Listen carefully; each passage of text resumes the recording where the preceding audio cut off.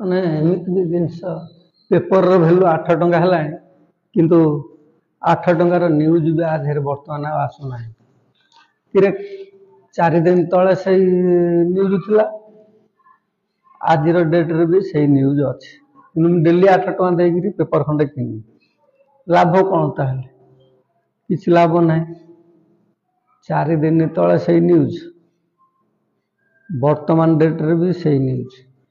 832 ଟଙ୍କା ଇନଭେଷ୍ଟରେ ସେଇ news. Paper ବି ଆଉ ପଢ଼ିବାକୁ ବି ଦେଖିବାକୁ ବି ଇଚ୍ଛା ହେଉନାହିଁ।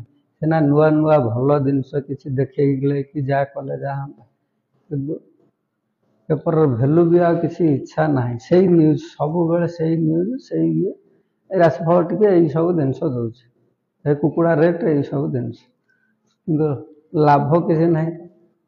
କ'ଣ ଲାଭ? ବରଂ ନ୍ୟୁଜ୍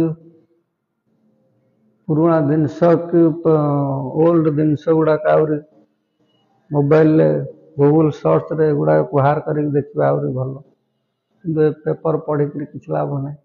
ସବୁ ଚୋର ଡକାୟତର କାର୍ଯ୍ୟକ୍ରମ ଆ ଦେହରେ ସବୁ ଦେଖାଉଛି। ଲାଭ କ'ଣ? ଚୋର ଡକାୟତ ବି ହେଲା କିଛି କଥା ନାହିଁ, କି ଚୋର ଧରା ପଡ଼ିଲେ କିଛି ଫାଶୀ ପାଇବେ କି ଜେଲ୍ ଗଲେ ସେ ମ୍ୟାଟରର ଗୋଟେ କଥା, ସ୍ଥାୟୀ ବି ନାହିଁ।